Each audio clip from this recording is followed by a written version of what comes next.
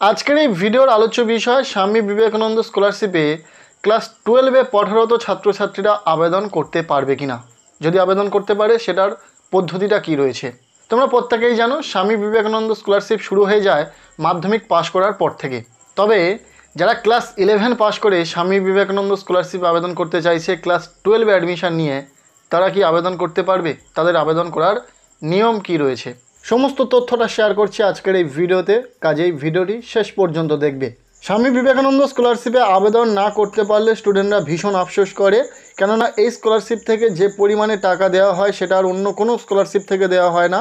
তাই সামান্য একটু কম নাম্বার পার্সেন্টেজ যারা পায়, মাধ্যমিকে 60% নাম্বার থাকে না, তারা কিন্তু এই স্কলারশিপে আবেদন করতে পারে না এবং আফসোস করে। এবং যখনই সেই স্টুডেন্ট ক্লাস 11-এর পরীক্ষায় উত্তীর্ণ হয় এবং সেটাও 60%-এর বেশি নাম্বার নিয়ে এবং ক্লাস 12-এ অ্যাডমিশন নেওয়ার পর তারা বারবার জানতে চায় যে দাদা আমরা মাধ্যমিকের পরে স্কলারশিপ আবেদন করতে পারিনি ক্লাস 11-এ, কিন্তু ক্লাস 11-এর পরীক্ষাতে আমরা ভালো নাম্বার পার্সেন্টেজ নিয়ে পাস করেছি এবং ক্লাস 12-এ উত্তীর্ণ হয়েছি, সেক্ষেত্রে আমরা ক্লাস 12-এ অ্যাডমিশন নেওয়ার পরেই কি এই স্কলারশিপে আবেদন করতে পারবো?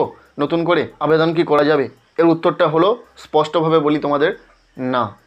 তার কারণ মাধ্যমিকের পরে ক্লাস 11 এবং ক্লাস 12 একটা কোর্স, যেখানে তোমরা এই স্কলারশিপের জন্য আবেদন শুরু করতে পারবে মাধ্যমিক পরীক্ষায় যদি তোমার 60% বা তারও বেশি নাম্বার থাকে, ক্লাস 11-এ গিয়ে তোমরা স্কলারশিপ আবেদন করতে পারবে। দেন তোমরা স্কলারশিপটি পাওয়ার পর ক্লাস 11-এর পরীক্ষায় তোমার যদি 60% নাম্বার থাকে বা তারও বেশি নাম্বার থাকে, ক্লাস 12-এ ওঠার পর তোমরা কিন্তু এই স্কলারশিপে পুনরায় রিনিউয়াল করতে পারবে স্কলারশিপে, এবং সেম পরিমাণের টাকা তোমরা এই স্কলারশিপ থেকে পাবে। আশা করছি বিষয়টা ক্লিয়ার।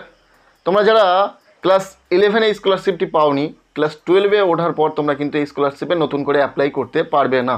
অনেকে এই প্রশ্নটা করেছিলে, তাই উত্তরটা আমরা ভিডিওর মাধ্যমে তোমাদের সামনে উপস্থাপন করলাম। সেম এই কথাটা তোমাদের জন্য প্রযোজ্য যারা ক্লাস 12-এর পর কলেজে ভর্তি হয়ে এই স্কলারশিপটি পেয়েছিলে। তোমরা সেকেন্ড ইয়ার বা থার্ড ইয়ারে ওঠার পর কিন্তু তোমরা স্কলারশিপে রিনিউয়াল করতে পারো। তবে যারা প্রথম বর্ষে এই স্কলারশিপটি পায়নি, অর্থাৎ ক্লাস 12-এ যদি তাদের 60% নাম্বার না থাকায় আবেদন করতে না পেরে থাকে, সেই সমস্ত স্টুডেন্টরা কিন্তু সেকেন্ড ইয়ার হোক বা থার্ড ইয়ারে হোক, তারা কিন্তু আর নতুন করে অ্যাপ্লাই করতে পারবে না। তাদের একাডেমিক পারফরমেন্স যদি ভালো হয়ে থাকে সেক্ষেত্রেও কিন্তু তারা পারবে না।